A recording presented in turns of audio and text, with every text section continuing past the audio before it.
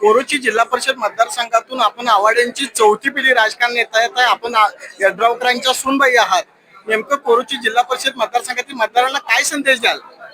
आज मी इथं आपल्या मागणीवरच उभारले. खरं तर मी 1-2 वर्षापासून कार्यकर्ता म्हणून काम करत आले. सतरंजा उचलण्यापासून म्हणजे सगळीकडे विधानसभा असू दे, महानगरपालिका असू दे, सगळीकडं पायाला भिंगरी लावून काम करणं हे केलेलं आहे मी.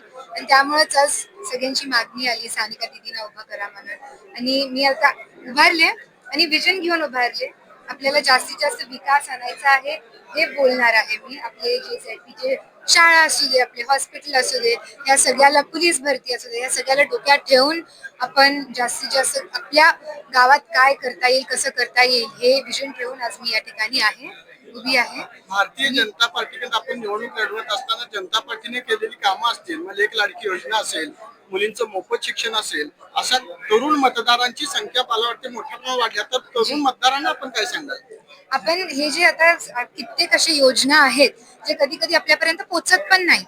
मग आपल्यापर्यंत कसं पोहोचाल? आपण करेक्ट माहिती आपल्यापर्यंत कधी कधी पोहोचत नाही. मग आपण अशा योजनांची, आता लाडकी बहीण पण, आता तुम्ही कित्येक अशा योजना आहेत आपल्यापर्यंत ही माहिती आता आपण खरं तर माझ्याकडे येऊ शकता. मी तसं तर आपण म्हणजे जास्तीत जास्त कसं करता येईल आणि लोकांपर्यंत कसं कसं पोहोचता येईल हे आपण डोक्यात ठेवून करायचं आहे. हो.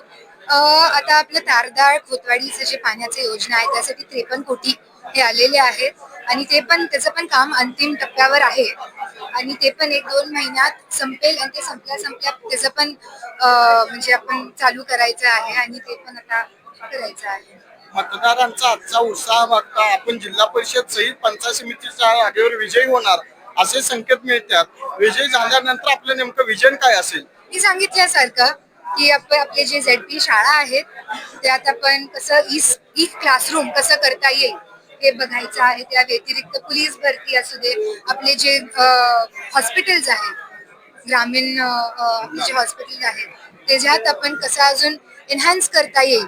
आपले जे आता किती गोष्टी आहेत हे कसं एन्हान्स करता येईल, जास्तीत जास्त आपल्याला विकास कसं करता येईल हे बघायचं आहे. या ठिकाणी रस्त्याची कामं असो किंवा जे सोलार लाईट असो हे पण आपल्याला गोष्टी करायच्या आहेत. मग ह्या सगळ्याला डोक्यात ठेवून मी आपल्याला निवडणुकीत आता आवाड्यांच्या बरोबरच निकालानंतर यड्रावकरांचंही पाठबळ मिळतंय, कसं वाटतंय?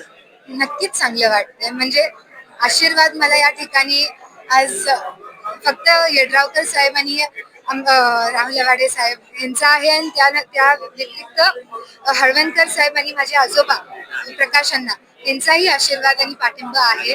आणि त्यामुळे नक्कीच मी जास्तीत जास्त, आणि पार्टीचं पण आशीर्वाद आहे आणि पार्टीचं मला फुल बॅकअप आहे. त्यांनी पूर्ण म्हणजे सपोर्ट करतील मला. या हिशोबाने आपण जास्त मी करेन माझं काम. धन्यवाद.